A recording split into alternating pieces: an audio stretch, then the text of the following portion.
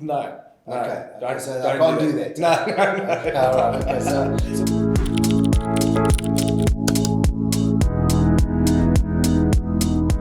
Okay. Okay, so today I've got Ian here from Mont Blanc Financial Services. Ian Walker, welcome. Thank you, Nick. Nice to be here. Yeah, and we're going to talk today about something very pertinent to the holiday theme. People are going away, and have you thought about your insurance?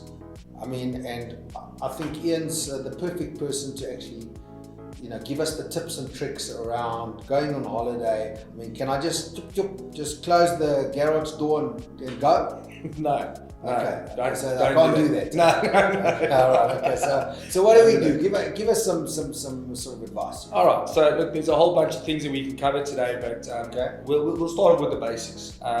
Number one, make sure that your security at your home is adequate before you leave it. So you got an alarm system. Make sure it works. Test it. And it must be linked. Liaise to an on-response company. Okay, so I suppose I just set off my alarm and see if someone calls me. Yeah, If no one calls me, then I know there's a problem. Then there's a problem. So leave your home, go and do some shopping at your local pick and pay or whatever the case is. Come back, purposefully set off your alarm, wait for your phone call, see your response time, and really put your security company to the test.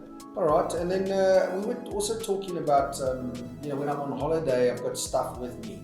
So I mean, how am I covered for all of that? I mean, if I lose a surfboard or a watch or a camera. It's a great question. So a lot of guys also don't take into consideration that you get something called unspecified all risk cover, and these sort of cover you for those day-to-day things that you wouldn't normally take outside with you, but when you go on holiday, these things do go with you. So let's just say you take a boogie board or a surfboard and you're on the beach and this thing gets stolen. If on your policy you've got unspecified all risk up to a certain value of your choosing, we can then pay out for those particular items. Which is the camera while I'm taking that selfie snap and I drop it in the water. 100%, you will be covered for that. It's called accidental damage. So these things happen. So we need to look at that as well. Okay, and we're also talking about the car. I mean, yes, we always think about leaving, but I mean, obviously the car insurance is most important. That's what's taking my family to my destination.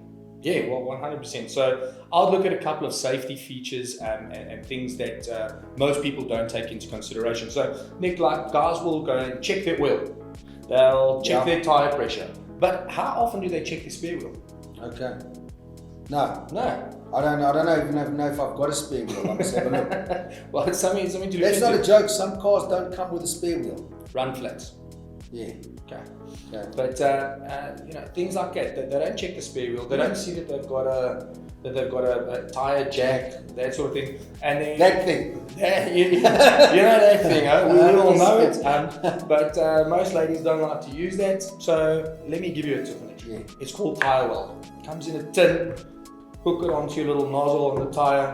Push back a button. Look, it's messy stuff. Don't get me wrong, but it can really save you a hell of a lot of time, money and effort, get you through to your next service station. You can repair that tire properly. So what is that? Pump up my tire and fill up the hole? It'll pump up the tire. It'll basically roll over that particular hole. You won't be using air, but again, it's a temporary fix. So that's a great tool. Cool. That's a great tip, and I think we should definitely get tire weld. Now we were talking about in the household contents, you also can be covered for food. Yes. Which I thought, food. Yeah, so look, in our economy and our day and age and the whole situation with our power going down and load shedding, guys will go on holiday, and although load shedding does come on eventually, if there's a power surge or something like that and your breakers break, if your deep freeze is left for 2 or 3 days unattended, your food's going to go off. And that's just the reality, and food costs a hell of a lot of money these days. So the last thing you want to do is go on holiday, come all the way back.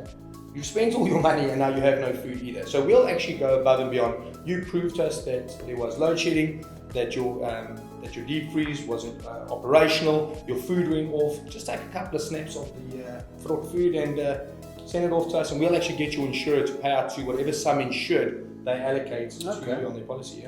Okay, and then the other thing we want to tell the viewers is also checking your schedule.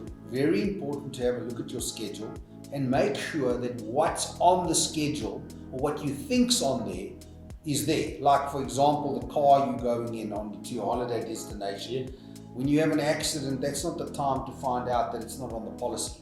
100%. So that would, I suppose if we have that's to the obvious stuff. backtrack, that would be the first thing you check. Make sure that the car you're taking is covered and properly covered. Make sure you've got comprehensive insurance on your policy. I mean, that not covers you, just yourself and your vehicle, but anybody that you might be involved in an accident with or an accident that you caused.